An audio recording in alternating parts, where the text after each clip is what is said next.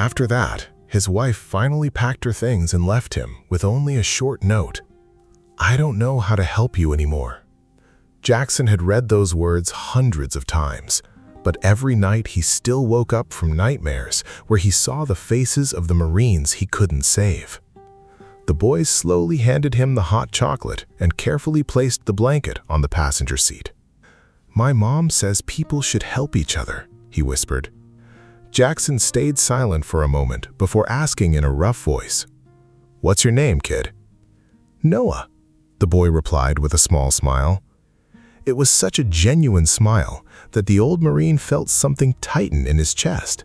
He couldn't even remember the last time someone looked at him without fear or pity.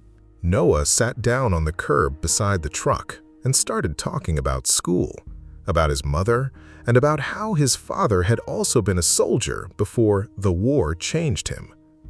Jackson listened quietly while rain slid down the windshield, and for the first time in a very long time, he realized he didn't want to be alone anymore. Just as Noah was about to leave, a Walmart security vehicle pulled into the parking lot. The guard stepped out and angrily shouted that if Jackson didn't leave by morning, the police would tow his truck away. Noah looked nervously at the old Marine, but Jackson simply lowered his head in silence. After the guard drove off, the boy quietly said, "They don't know who you really are." Jackson gave a bitter smile and replied, "Trust me, kid, I don't even know anymore." But that night, lying inside the cold truck while rain hammered against the roof, the old Marine fell asleep without nightmares for the first time in years. The next evening, Jackson Reed woke up before sunset and kept staring through the cracked windshield of his old pickup truck toward the entrance of the Walmart parking lot in Phoenix. He kept telling himself he didn't care, but the moment he spotted Noah walking through the crowd in his oversized blue jacket, the old Marine felt a strange sense of relief. The boy carried a small paper bag filled with cheap sandwiches and smiled like he was meeting an old friend. "I thought you left," Noah said as he sat down on the curb beside the truck. Jackson let out a rough laugh. "This piece of junk barely starts." Noah handed him the food and immediately began talking about school, about the kids who mocked his old clothes, and about his mother working late-night shifts at a small diner across town. Jackson listened quietly, nodding every now and then, but something inside him tightened every time the boy mentioned his father. "Was he military too?" the Marine finally asked. Noah lowered his eyes and quietly replied, "Yeah, but after Afghanistan, he started screaming in his sleep, then drinking, and one day he just disappeared." The words hit Jackson harder than any battlefield memory, because for the first time, he saw himself through the eyes of a child, another broken soldier who had destroyed his own family after coming home from war. Trying to change the subject, Jackson noticed Noah's broken bicycle lying near the curb and offered to fix it. For almost an hour, they sat beside the truck while the old Marine repaired the chain and explained how to tighten the brakes properly. It was the first time in months Jackson's hands were doing something useful instead of shaking from anxiety. When the bicycle finally rolled smoothly again, Noah grinned and shouted, "You're better than every mechanic in Phoenix." Jackson shook his head, but deep inside, he felt something he hadn't felt in years: pride. After that, Noah started visiting every evening. Bad decision he made. That night had destroyed him long before homelessness ever did. But Noah never looked at him like a failure. The boy looked at him like a hero. One evening, Noah asked about the military dog tags hanging around Jackson's neck. The old Marine stared at them silently for several seconds before finally taking them off and placing them into the boy's hand. "Only for tonight," he said quietly. Noah smiled like someone had handed him treasure. But as Jackson watched him, he suddenly noticed dark bruises on the boy's arm. The Marine's expression instantly changed. "What happened there?" he asked in a low voice. Noah quickly pulled down his sleeve and looked away.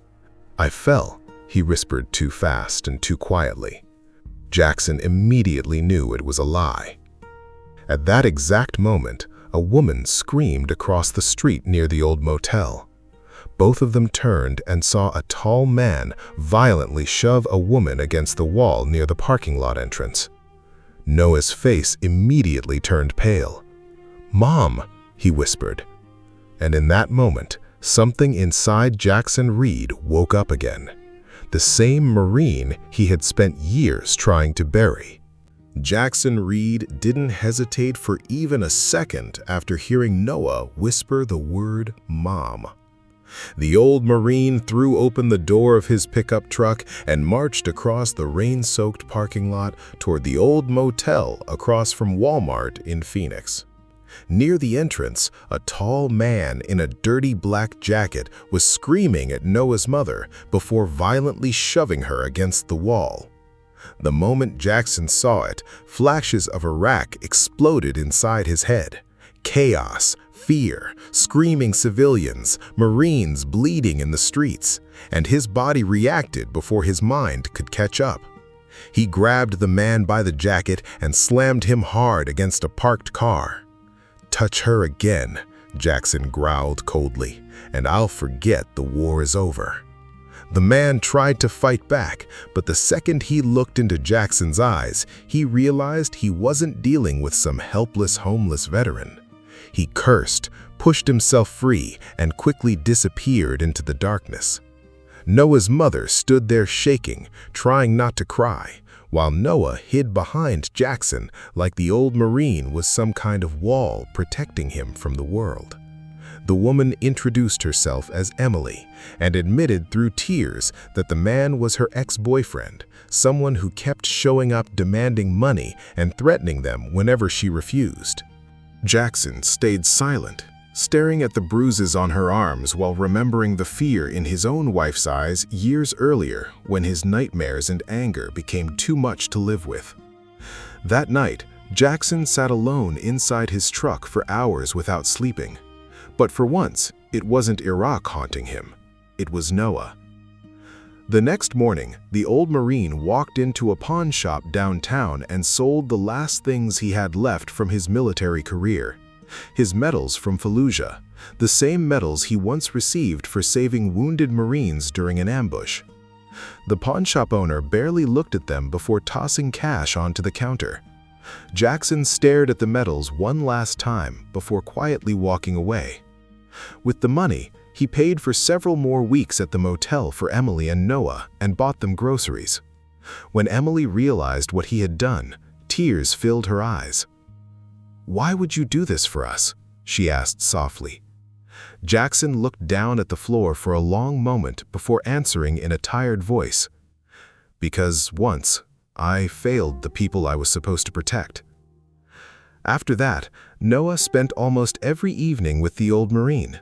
They ate cheap pizza beside the pickup truck, repaired broken electronics people had thrown away, and even laughed whenever Jackson's old Ford refused to start again. For the first time in years, the Marine began shaving regularly, cleaning himself up, and even thinking about finding work again. Noah had unknowingly given him something the war had taken away a long time ago: purpose. But one evening, Noah never showed up. At first, Jackson assumed the boy was simply late, but as the hours passed, an uneasy feeling began growing inside him.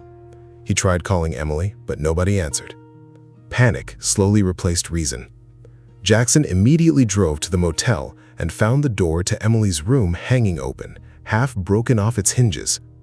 Inside, Emily sat on the floor crying uncontrollably. "He took him," she sobbed. "That psycho took Noah." For a second, the entire room went silent inside Jackson's mind. Then the same cold feeling he remembered from combat spread through his body. His breathing slowed. His eyes hardened. The homeless old man disappeared, and the Marine returned. Jackson slowly clenched his fists and asked in a calm, terrifying voice, "Where did he take him?" Trembling, Emily pointed toward the industrial district near the edge of the city. Jackson nodded once. turned around, and walked out into the night rain without another word. For the first time in years, Sergeant Jackson Reed wasn't running from war anymore. He was walking straight back into it. Jackson Reed's old pickup truck tore through the streets of Phoenix like the war had never ended. Rain slammed against the cracked windshield while the old Marine gripped the steering wheel so tightly his knuckles turned white. His mind replayed Noah's voice over and over again, and with every mile, the homeless veteran disappeared a little more, while the combat Marine inside him came back to life. Jackson knew the industrial district well: abandoned warehouses, gang activity, drug runners, and people who vanished without anyone asking questions. When he finally reached the edge of the district, he spotted the black pickup truck belonging to Emily's ex-boyfriend parked outside an old warehouse near the railroad tracks. A dim light flickered through the broken windows, and then Jackson heard it: Noah screaming for help. In that moment, every emotion inside him shut off completely. Fear disappeared. Pain disappeared. There was only the mission. The old Marine quietly entered through a side door, moving through the darkness exactly the way he had moved through buildings in Fallujah years earlier. Inside the warehouse sat 3 armed men, while Noah was tied to a chair near the back wall. One of the criminals noticed Jackson too late. The Marine charged forward and slammed him into the concrete floor before the others could react. Another man reached for a pistol, but Jackson smashed a metal pipe across his arm, sending the weapon flying across the room. The third man grabbed Noah and pressed a knife against the boy's throat. "One more step and the kid dies," he shouted. But Jackson didn't even blink. His cold eyes looked exactly the same as they had during the worst nights of the Iraq War. "You have no idea who you're talking to," the Marine said quietly, before grabbing a heavy wrench from the ground and throwing it directly at the man's face. Everything happened instantly.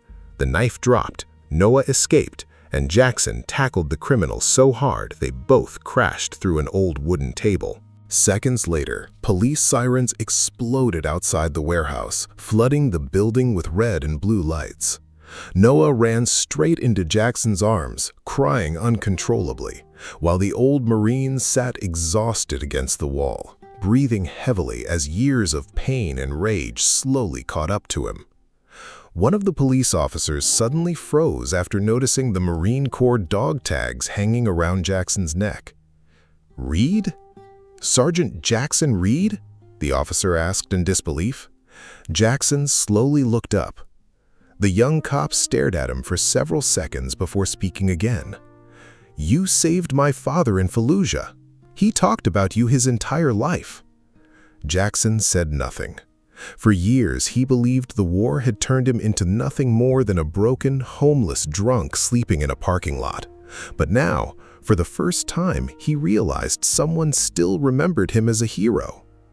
By the next morning, the story of the homeless Marine who rescued a kidnapped boy spread across all of Phoenix. Veterans organizations stepped in to help him.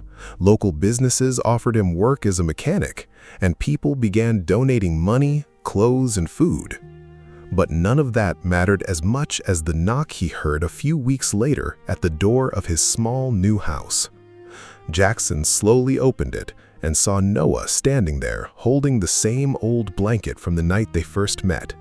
The boy smiled and quietly said, "Now you don't have to sleep in your truck anymore." The old Marine's eyes filled with tears as he pulled the child into a tight embrace, finally understanding that after losing everything in war, one small act of kindness had given him a reason to live again.